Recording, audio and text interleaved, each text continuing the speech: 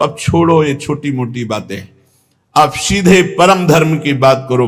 अब हम कोई धर्माधर्म का विचार नहीं करेंगे। जो भगवत मार्ग से विमुख चल रहे हैं, पापी जन, दुष्ट जन, प्रपंची जन, इनकी बातें सुनना, इनसे बातें करना, इनसे गोष्ठी करना बंद कर दो, नहीं तो नरकगामी हो जाओगे।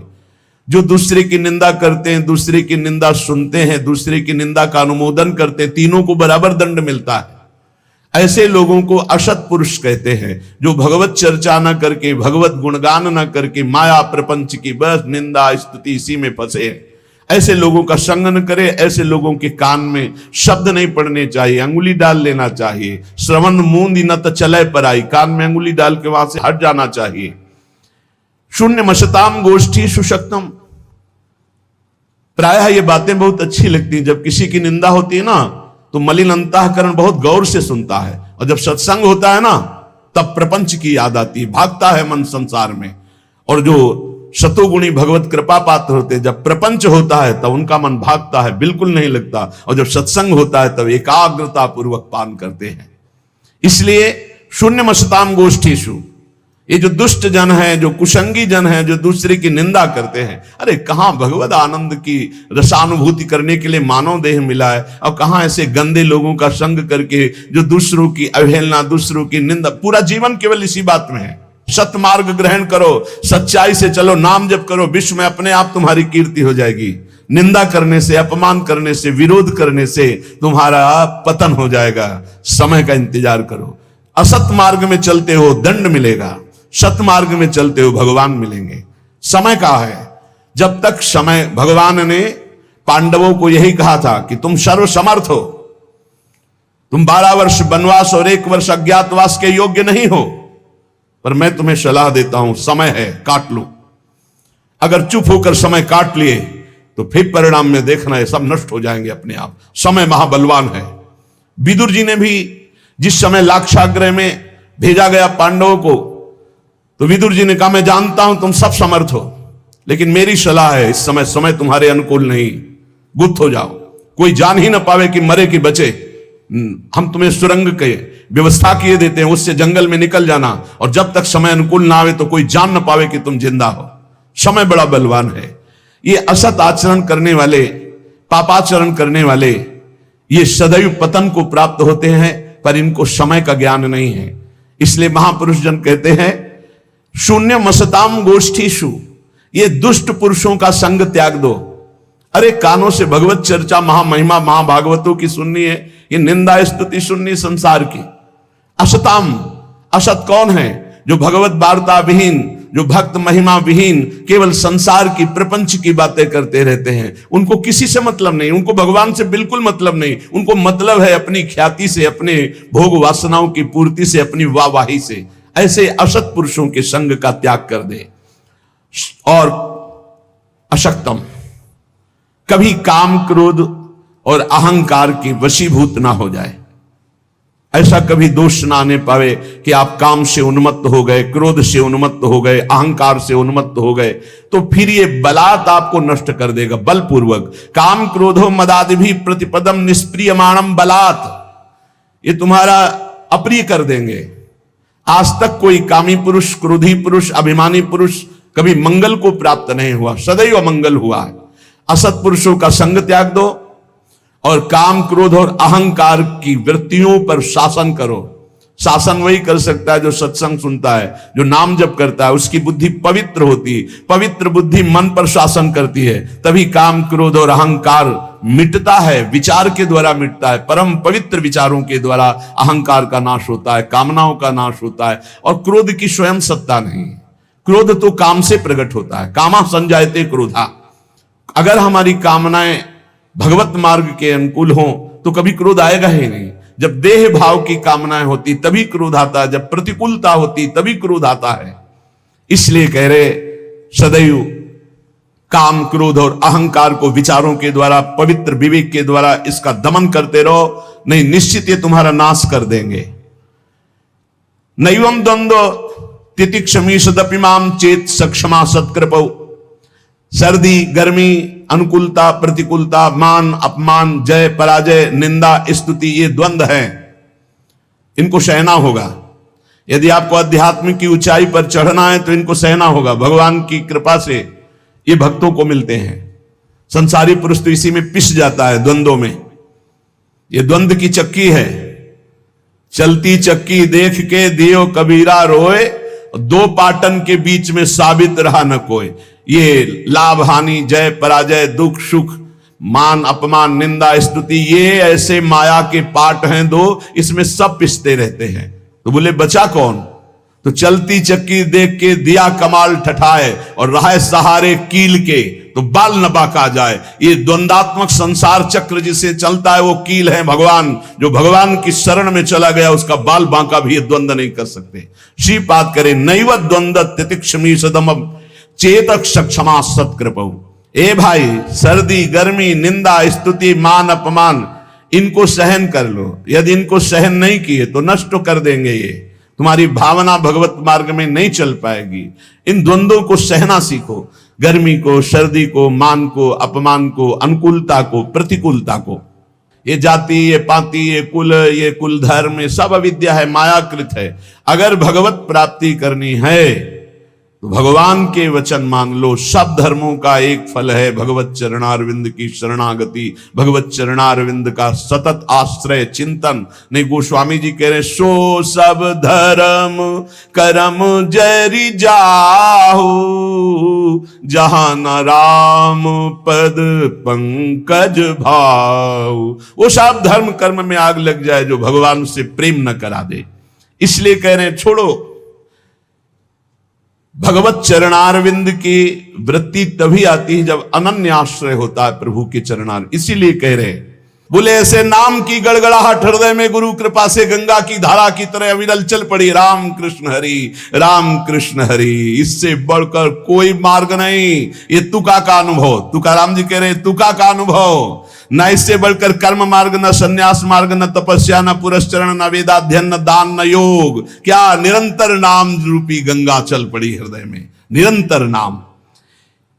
तो तुकाराम जी से प्रश्न किया कि जब ऐसा सर्वश्रेष्ठ आनंद का मार्ग है नाम जप, भगवान की भक्ति, तो सब क्यों नहीं करते? क्यों इधर उधर भटक जाते हैं? तो बोले ये कोटि जन्मों के जब पुण्यों की संपत्ति एकत्रित होती है तब ऐसे संतों का मिलन होता है, और फिर ऐसे संतों की सेवा, उनके अनुगत होने से ये प्रेम लक्षणा भक्ति रूपी गंगा हृदय में जागृत होती। नाम पर विश्वास कर लो, सब कुछ मिल जाएगा। नाम पर विश्वास, सब भगवान के नामों में समान सामर्थ्य है। तुम्हें जो प्रिय लगे खूब नाम जप करो, लेकिन बात बनेगी जो गुरुदेव के मुख से निकला हुआ नाम मिला है। रामकृष्ण हरि जपते थे तो कह रहे जैसे मोट से सिंचाई खेत की, लेकिन जब गुरुदेव ने दिया तो ऐसा लगा जैसे गंगा की धारा ऐसे फूट गई, खेत लबालब भर गया, ऐसे हृदय मेरा आनंद से भर गया। अनेक जन्मों के जब पुण्य एकत्रित होते हैं तब ऐसे संतों का संग मिलता है, और ऐसे संतों से फिर भक्ति गंगा की तरह उल्लसित हो जाती है। श्री तुकाराम जी के वचन भगवान से कहते हैं कि प्रभु, वैसे तो पैसे देकर के लोग सेवक रखते हैं, और हम तो बिना पैसे के आपके सेवक हैं, क्यों नहीं आप हमको अपनी सेवा में रख लेते? वैसे तो सेवा पैसे दे के कराई जाती है। प्रभु इतनी बात तो याद कर लो कि बड़े का लड़का यदि फटे पुराने कपड़े पहनकर किसी से मांग कर, तो बेइज्जती बड़े की होती है। लोग पूछते हैं कि ये कौन, किसका लड़का है? बोले उन अरबपति का है। कितना कंजूस आदमी है, लड़का ऐसी स्थिति में घूम रहा, खुद अरबपति है। तो बोले प्रभु अवगुणी हूं, मलिन हूं और भिखारी भी हूं, पर हूं किनका आप समझ लो। लोग यही कहेंगे कि पांडुरंगा विट्ठल का है। अब अपनी इज्जत संभालो आप। ये देखो गूढ़ बातें हैं। इतनी ठसक प्रभु से अपनेपन की हो जाए कि ना सब मैं किसका हूं। जैसे एक बार बड़ा सुख मिला था, प्रारंभ की बात है, भिक्षा मांग रहे थे तो एक वयोवृद्ध ब्रजवासी बैठे हुए थे, बिहारी जी की गोस्वामी। सुनरी, ये राधा वल्लभ जी को बाबा जी आयो है, माधुकरी दो। ये शब्द कान में जो ही पड़े, माधुकरी लिया, अंधेरी गलियां थी, एक गली में घुस गए, एकांत में खड़े होकर रोने लगे, प्रभु आज तो हम निहाल हो गए, क्योंकि देखो ब्रजवासी जन नाम से आपके जोड़ दिया कि बाबा जी किसको बोले, राधा वल्लभ जी को बाबा जी। तो अब समझो महाराज, अब हमारी कोई बात नहीं रह गई, अब बात आपकी रह गई। बाद में आया है बाबा जी, पहले राधा वल्लभ आया है। किसको बाबा जी? बोले राधा वल्लभ जी को बाबा जी आए हो। महाराज हम तो निहाल हो गए, क्योंकि अब आपका नाम हमारे नाम के आगे चढ़ गया। कौन? और बोले वही राधा वल्लभी। अच्छा, पहले आप आओगे सरकार। वैसे ही कह रहे श्री तुकाराम जी कि बड़ा का लड़का यदि दीन दुखी होकर के मांगता दिखाई दे तो लोग पूछते हैं किसका लड़का? बोले अमुक का लड़का। तो हे पांडुरंगा, मलिन हूं, अवगुणी हूं, पर आपका हूं। अब आप अपनी तरफ देखना, आपको तो अपनी इज्जत बचाने के लिए मुझे स्वीकार करना ही है, मेरा पालन करना ही है। क्या? मेरे हृदय को निर्मल करके अपनी प्रेम लक्षणा भक्ति प्रकाशित कर दो। श्री तुकाराम जी कहते हैं, जब उपासक प्राणी मात्र में अपने भगवान की भावना करता है और सबको सुख पहुंचाने की, सुख देवे को चाव चित सब सोहित निष्काम, उसी समय उसके हृदय में भगवत प्राप्ति की लालसा जागृत होती है। ध्यान रखना, सबको सुख देने की भावना, सब में भगवत भावना, तो इस भावना के बल से उसके हृदय में भावना जागृत हो जाती है कि मैं भावना तो कर रहा हूं कि सब में प्रभु हैं, लेकिन वो प्रभु कभी मेरे नेत्र गोचर तो हुए नहीं, मैंने देखा तो कब देखूंगा, कब व्याकुलता ऐसी आएगी। जो हर आचरण संतों को साक्षी करके करता है वो बहुत जल्दी भगवत प्राप्त हो जाता है। संतों को साक्षी करके, ये जो मैं कार्य कर रहा हूं अमुक संत ने कहा है, ऐसा करने से सिद्ध महापुरुषों को अपना आदर्श बना लेना चाहिए और पूरी दिनचर्या उनके अनुसार होनी चाहिए। कोई भी चेष्टा मनमानी नहीं होनी चाहिए। अगर आपसे पूछा जाए कि आप ये क्यों कर रहे हो, तो आपका उत्तर होना चाहिए कि अमुक जगह अमुक संत ने ये बात कही थी इसलिए मैं कर रहा हूं। संत को साक्षी बना करके ही हमारी संपूर्ण दिनचर्या, हमारे गुरु ने ऐसा हमको कहा है कि आप ऐसे कीजिए, ऐसे कीजिए, ऐसे कीजिए।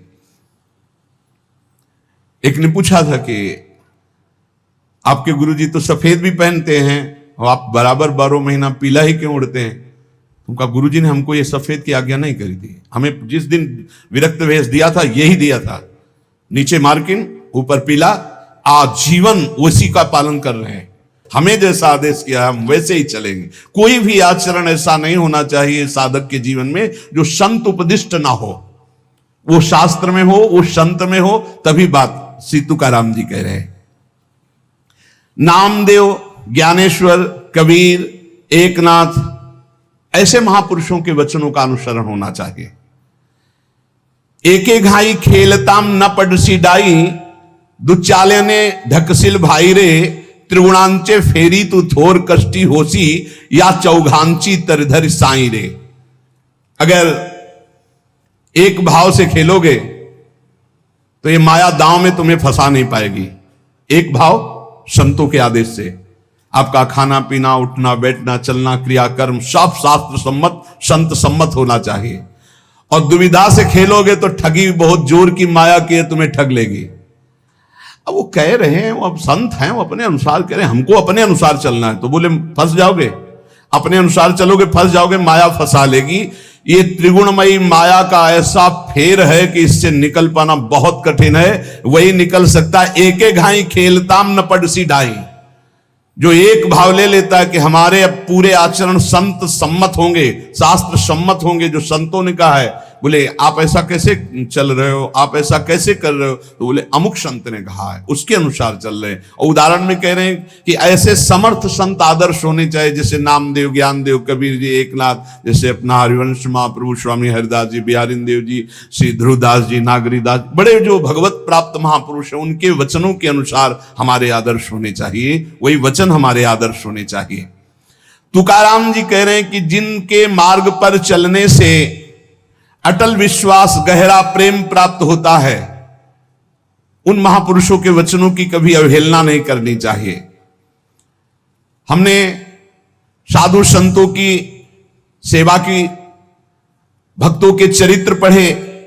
मेरे ऊपर बहुत बड़ा प्रभाव पड़ा है संत सेवा का और भक्तों के चरित्र का। तुकाराम जी कह रहे हैं मेरे सिद्धांत दृढ़ हो गए जब भक्तों के चरित्र पढ़े, मुझे हरि से प्रेम होने लगा, मेरी विचार स्थिति बदल गई जब भक्तों के चरित्र पढ़े, मेरी जीवन की पद्धति निश्चित हो गई कि मुझे विठ्ठल को ही प्राप्त करना है। यह केवल भक्त चरित्र और संत सेवन से, भक्तों की कथा श्रवण से, भक्तों के मुख से सत्संग सुनने से मेरा भक्ति बल बढ़ा और विठ्ठल में निर्मल और निश्चल प्रेम हो रहा है। संतों का सहारा बहुत बड़ा सहारा है। इस संतों के मुख से निकली हुई भगवत वार्ता कामधेनु है, इष्ट काम को पूर्ण करने वाली है, भगवत प्रेम आनंद बढ़ाने वाली है, सन्मार्ग दिखाने वाली है, भगवत प्राप्ति का निश्चय कराने वाली है, सही आचरणों का सिद्धांत देने वाली है। जो संतों के मुख से निकली हुई चर्चा है, तुकाराम जी कहते हैं इससे इष्ट भाव पुष्ट हुआ, शीलवान हुए, साक्षात्कार करने की लालसा बढ़ी, धर्मी और नीति इनमें हमारे जीवन में बहुत लाभ प्राप्त हुआ। हरि जनांची कोणाना घडावी निंदा, साहत गोविंदा ना ही त्यांचे। कभी किसी भक्त की निंदा न करना। नहीं, गोविंद अपनी निंदा सह सकते हैं, भक्त निंदा कभी नहीं सह सकते। हरिजनांची कोणा ना घड़ावी निंदा, हरिजनों की कभी निंदा मत कर देना। भगवान की निंदा कर दोगे सह जाएंगे, लेकिन भक्त निंदा करोगे तो गोविंद का इतना कोमल हृदय है कि वो भक्त निंदा नहीं सह पाते। भक्त निंदा करने वाले को वे चाहे जितना छल छद्म करना पड़े उसको नष्ट कर देते हैं। और उनके लिए क्या है, कोई भी उनके लिए तो बड़ा है नहीं। आप देख लो दुर्वासा से बड़ा तपस्वी कौन होगा जो अम्बरीश जी की अवहेलना करना चाहा तो फिर त्रिभुवन में भागना ही पड़ा। द्रौपदी जी को जब क्षोभ हुआ तो कौरवों का नाश निश्चित हो गया। पांडवों से वैर करने वाला कुल सहित नष्ट हो गया। पांडवों के प्रति थोड़ा बलराम जी का प्रेम कम था, दुर्योधन के प्रति अधिक था, तो भगवान ने परिक्रमा में भेज दिया, चलो तीर्थ याटन करो भारत की। युद्ध में शांत करवा दिया करो। पांडुपुत्रों की हत्या करने वाले अश्वत्थामा के मस्तक को बेच कर मणि निकालकर आज भी दुर्गंध युक्त भटक रहा है। इसलिए तुकाराम जी कह रहे हैं भक्तों की निंदा मत करना, जल्दी करो, आर्त भाव से पुकारो, भगवान को पधारने के लिए हृदय तैयार करो। भक्त निंदा न करना, ना भक्त निंदा सुनना। उठते बैठते भगवान को पुकारो, बहुत जल्दी भगवान मिल जाएंगे। भगवान प्रेम को पहचानते हैं। देखो ना, सबरी भीलनी के बेर जूठे खाते हुए बखान रहे, वाह कितने सुंदर मीठे। देखो ना इनकी प्रेम भूख को। सुदामा के चावल तंदुल फांक रहे और कह रहे आह कितने सुंदर है, कितना स्वादिष्ट है। भला बेर कहीं स्वादिष्ट होते, ऐसे स्वादिष्ट कि स्वयं भगवान बखान। भला चावल के टुकड़े कहीं स्वादिष्ट होते, विदुरानी के दिए हुए केले के छिलके खा रहे, वाह ये प्रेम के भूखे मेरे प्रभु हैं। प्रहलाद की कथा स्मरण करो, तुकाराम जी कहते हैं भक्त की आवाज को पूर्ण करने के लिए खंभा फाड़ करके नरसिंह रूप से प्रकट होकर उछल गए। दीन दुखी पीड़ित संसारियों के ये तरफदार हैं भगवान। जो भगवान को पुकारता है, भगवान को भजता है, उसके तरफदार है। माइया बिठोबाचा कैसा प्रेम भाव, मेरे विठ्ठल भगवान कैसे प्रेम भाव को पहचानते, तुकाराम जी कहते हैं। भगवान का भक्त कभी अपने को अकेला ना समझे, वो अव्यक्त रूप से आगे और पीछे हर समय भक्त के रहते हैं। कोई उनका प्रहार आघात के द्वारा हानि पहुंचाना चाहे उसको नष्ट कर देते हैं भगवान। भगवान अपने भक्त का सारा भार स्वयं ले लेते हैं। भगवान ही उसे सुरक्षित रखते हैं। भगवान के द्वारा सुरक्षित भक्तजन है, बाहर से नहीं दिखाई दे रहा कि अंग रक्षक है। तुकाराम जी कहते हैं इन बातों पर भक्त विश्वास करो और आंख खोलकर देखो, तुम्हारे आगे पीछे भगवान चल रहे हैं। भगवान जिसे अपनाते हैं तो पहले संसार की दृष्टि में उसकी निंदा करवाते हैं। तैयार हो जाओ, मत जलन पैदा करो। ये निंदा क्यों होती है? ऊंचाई पर चढ़ाने के लिए। भगवान अपनी ऊंचाई पर जब चढ़ाते हैं भक्ति की, तो ये निंदा ही है, अपमान ही है, तिरस्कार है, विपत्ति है। भगवान जिसे अपनाते हैं, तुकाराम जी कह रहे हैं, पहली दृष्टि में उसकी निंदा कराते हैं, फिर ऐसा जगत बंद है। इनका खेल इनसे क्यों पूछे कोई, क्यों करते हो ऐसा? अब आराम से बैठे समुद्र के किनारे पर्णकुटी में भजन कर रहे हैं माधवदास बाबा। इतना आनंद भजन में आ रहा कि भिक्षा मांगने भी नहीं गए। ठाकुर जी स्वयं अपने भोग की थाल ले जाते हैं, और वो कोई विक्षेप न पड़े भजन में, इसलिए दरवाजे की तरफ पीठ की हुई ऐसे भजन में बैठे। बाबा दंडोत, कुछ नहीं बोले। ये भोग की थाल जगन्नाथ जी ने भेजा है, आप पा लीजिए। तो इशारा कर दिया कि रख दीजिए, अभी भजन पूरा हो जाएगा तब पा लेंगे। और इशारा कर दिया कि बाद में ले जाना, हम धो के कुटिया के सामने रख देंगे। जब लोग देखा इतना सुंदर प्रसाद, सब प्रसाद पाया, मान धो करके समुद्र से ऐसे कुटिया पे रख दिया। अब वहां मचा कि भोग की थाल गायब हो गई, कौन गायब किया, कैसे?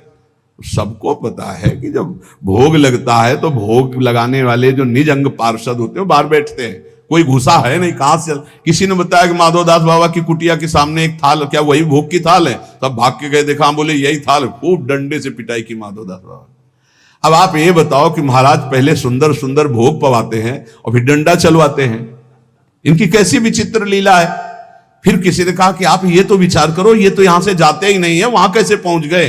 तब पूछा कि तुम्हारे पास थाल कैसे आई? तो बोले हम, मुझे पता नहीं, कोई पीछे से बोला था कि भोग प्रसाद जगन्नाथ जी ने भेजा है, तो हमने पा लिया, पाके धोके।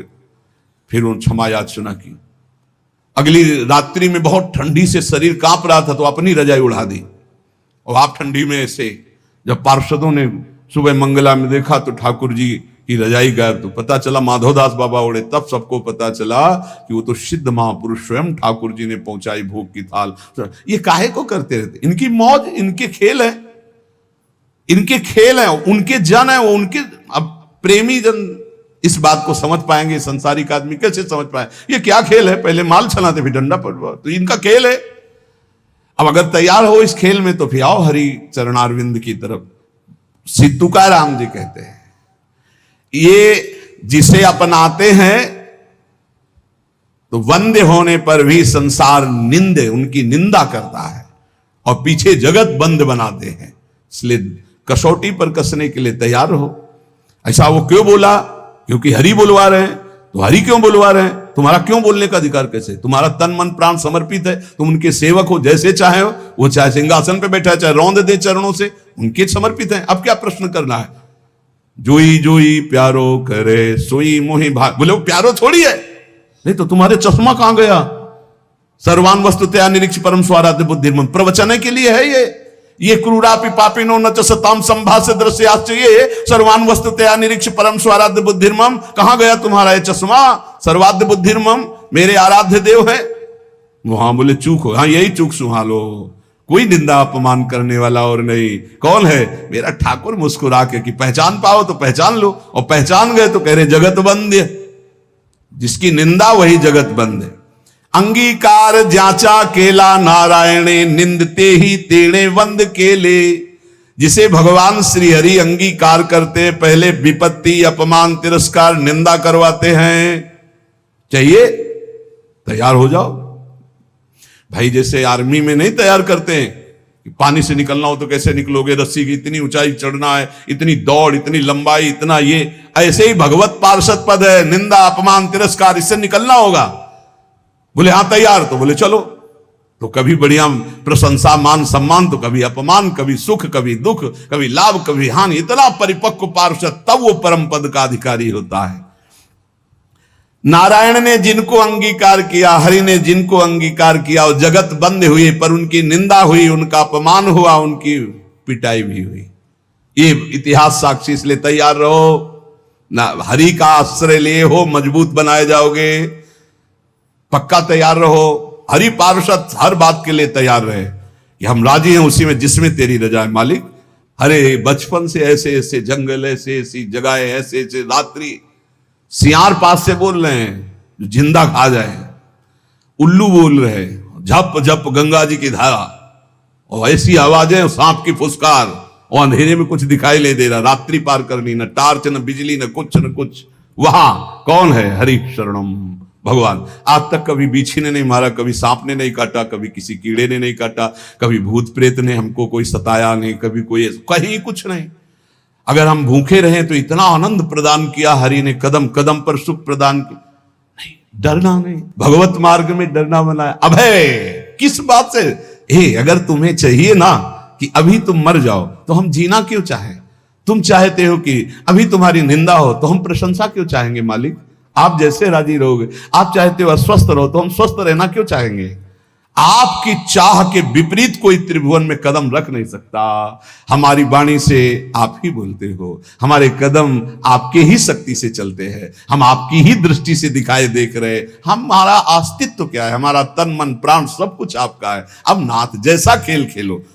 जैसे एक कपड़ा दे दिया, हम इसको पैर में बांध ले, हम सर में बांध ले, वो हमारी इच्छा। ऐसे हमने अपने जीवन को प्रभु को दे। अब चाहे पैरों से रौंदा दे, चाहे आप पुजवा दे, ये उनका खेल है। भक्त को चाहिए कि ये तैयारी कर ले। तुकाराम जी कहते हैं अजामिल में कौन सा गुण रह गया था पर भगवत प्राप्ति हुई। भिलनी कौन सी कुलवान और विद्वान थी पर भगवान का दुलार प्राप्त हुआ, साक्षात्कार हुआ।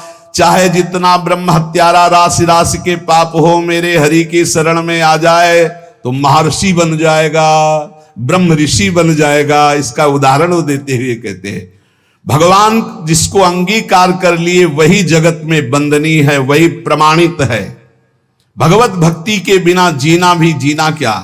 इसलिए कुल का, जाति का, वर्ण का, रूप का, विद्या का, तपस्या का कोई न कोई अहंकार रहता है। इन अहंकारों का मर्दन करके भगवान निर्मल बना देते हैं। काहे को चिंता करते हो? चिंतन करो हरि का। कोई भय, कोई शोक, कोई चिंता उसको स्पर्श करती है जो हरि विमुख है, हरि शरणागत को। हम राजी हैं जब उसी में जिसमें तेरी रजा है, तो हमें परेशानी किस बात की है? हम मरने के लिए राजी है, मिटने के लिए राजी। मेरा अस्तित्व क्या है आपके सिवा? मेरा अस्तित्व क्या है?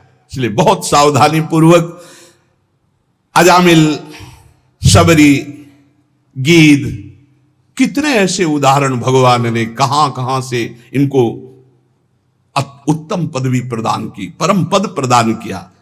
तुझ करिताम ना वे ऐसे काहि नहीं। तुम नहीं करना चाहते और कोई कर दे ऐसा पैदा नहीं हुआ, और तुम करना चाहते हो कोई रोक दे ऐसा कोई पैदा नहीं हुआ। फिर काहे को परेशान? वो क्या है, दाना खाक में मिलकर गुले गुलजार होता। मिटा दे अपनी हस्ती को मुर्तबा, चाहे दाना खाक में मिलकर गुले गुलजार होता है। मस्ती अगर प्राप्त कर ली तो हरि शरणम हरि शरणम हरि। ये केवल प्रवचन का विषय थोड़ी। जो भगवान की शरण में हिम्मत नहीं कि बाल बाका कर ले और मेरे मालिक की इच्छा है तो सभा में गड़ासे से कटवा दिया। क्यों? क्योंकि अंतिम निर्णय है, भगवान का अंतिम निर्णय है। देखो पूज्य पाद लिया होगा, देखो श्री मग्नानंद सरस्वती जी, अंतिम निर्णय है।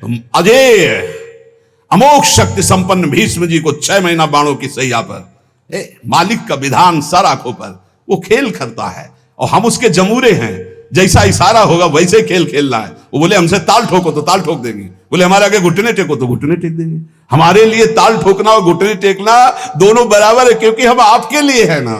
ताल ठोकवाई विजयी और घुटने टेकवाई और हार स्वीकार करवाई, ये दोनों में हमें अपने स्वामी को देखना है, अपने प्रीतम को देखना है। तुकाराम जी कहते हैं इस शब्द को याद रखना, तुझ करिताम नवे ऐसे काहि नहीं। तुम जो चाहते हो उसे कोई मिटा दे ऐसा कोई पैदा नहीं हुआ। बस हमको ये बात ध्यान रखनी हम सबको कि अगर मेरे स्वामी मुझे दुख में रखना चाहते हैं तो ऐसे सुख को आग लगे। अगर मेरे स्वामी का विधान है कि अपमान हो, निंदा हो, जय जयकार आपकी, खूब निंदा अपमान का। हमारा अस्तित्व क्या है? हमारा अस्तित्व आप हो और आप जिसमें राजी उसमें हम राजी। तो भक्त को दुख किस बात का? दुख की सत्ता उनके लिए है जो प्रभु से विमुख है, जो प्रभु से अलग है। इसलिए सदैव प्रभु से चित्त जोड़े रहो, निरंतर नाम जप करो, गुरु कृपा का आश्रय लेकर भव समुद्र से पार हो जाओ।